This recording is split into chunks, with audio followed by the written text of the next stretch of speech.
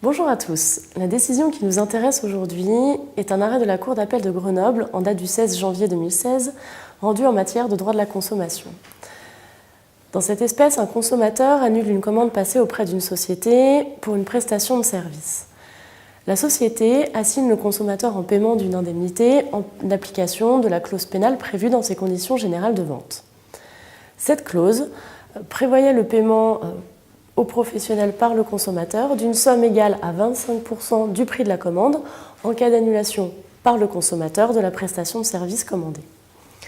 Les juges refusent d'accorder cette indemnité au professionnel au motif que la clause pénale est abusive en application de l'article L132-1 du Code de la consommation. Pour rappel, cette disposition, applicable aux relations entre professionnels et non professionnels ou consommateurs, dispose que sont abusives les clauses qui ont pour objet ou pour effet de créer, au détriment du non-professionnel ou du consommateur, un déséquilibre significatif entre les droits et obligations des parties au contrat. En l'espèce, le déséquilibre significatif tenait au fait que la clause litigieuse prévoyait le paiement d'une indemnité au professionnel par le consommateur en cas d'annulation du contrat par le consommateur, mais le professionnel pouvait renoncer, lui, au contrat sans aucune contrepartie au bénéfice du consommateur. Pour les juges, la clause conférait donc un avantage excessif au profit du professionnel.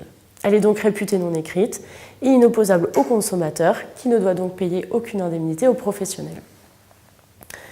Cette décision a le mérite de rappeler à tout professionnel qu'ils doivent s'assurer de disposer de conditions générales de vente applicables aux consommateurs qui soient conformes aux dispositions du Code de la consommation. Si la présence d'une clause abusive, comme en l'espèce, est sanctionnée par l'inapplicabilité de la clause, d'autres comportements du professionnel contraires aux dispositions du Code de la consommation seraient susceptibles d'engager leur responsabilité. Je vous remercie et vous dis à très bientôt pour une nouvelle chronique de jurisprudence.